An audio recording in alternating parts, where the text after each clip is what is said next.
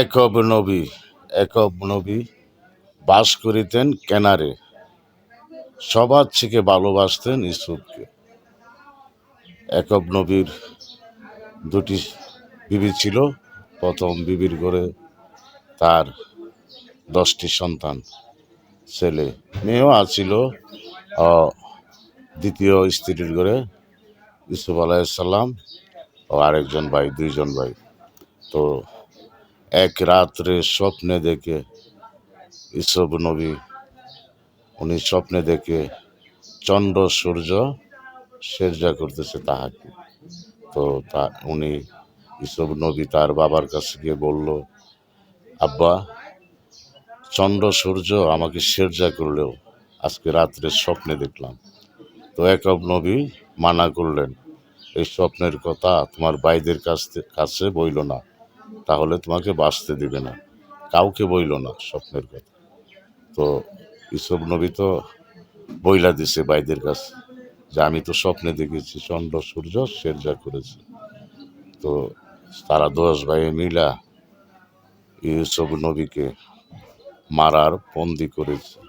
তো শিকারে যাবে, শিকারের কথা বইলা বাবার কাছ থেকে ইউসুফ নবীকে নিয়ে তারা এক বিশাল জঙ্গলে নিয়ে এক কুয়ার ভিতরে ফেলে দিয়েছে।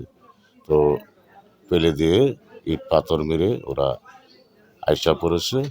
তো এই নদী দিয়া সদাগর বাণিজ্য করতে যাচ্ছিল। তো পানি খাবার জন্য পানি, তো সাগরের পানি তো রোনা পানি খেতে পারে না। তো জঙ্গলে উঠেছে, দেখতো একটা কোয়ানি পায়। জঙ্গলে যে কুয়া আছে তারা তো জানে। তো কুয়ার বেজে পানি নিতে আইসে, আইসা দেখে কুয়া তো ভরা। তো দেখা যাচ্ছে ইট পাথর, মানুষ। তো ইয়ার যখন পালাইছে, এই যে পানি আনার জন্য একটা বালতি পালাইছে। তো ওই বালতির আল্লাহ জিবরাইল দ্বারা বলেছে কানে কানে ইউসুফ নবীকে, তুমি বালতির হাত ধরো। তো তখন বালতির হাত ধরছে, এই বালতির লগে ইউসুফ আলাইসাল্লাম উঠছে। উঠার পরে এত সুন্দর তার চেহারা। তো সদাগরে উনিকে নিয়ে বিক্রি করে দিল মিশরের বাদশার কাছে। তো বিক্রি দেওয়ার পরে সেখানে অনেক কাহিনী হয়েছে, সেটা তো আর বলার সময় নেই। তো এত কষ্ট দিলেন মাবুদ যাহাকে, মিশরেরই বাদশা বানাইলেন তাহাকে। তো আল্লাহর রাসূল, আল্লাহর পয়গম্বরকে কষ্ট দিয়েছে, আল্লাহ তাদেরকে অনেক সম্মানও দিয়েছে। তো মিশরের বাদশা হয়েছিল ইউসুফ আলাইসাল্লাম।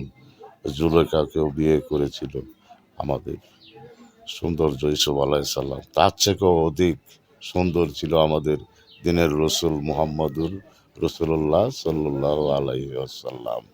আমাদের প্রিয় রাসূল নূর নবীজি, তো জাহানের বাদশাহ নবীজি এর থেকে অধিক সুন্দর ছিল।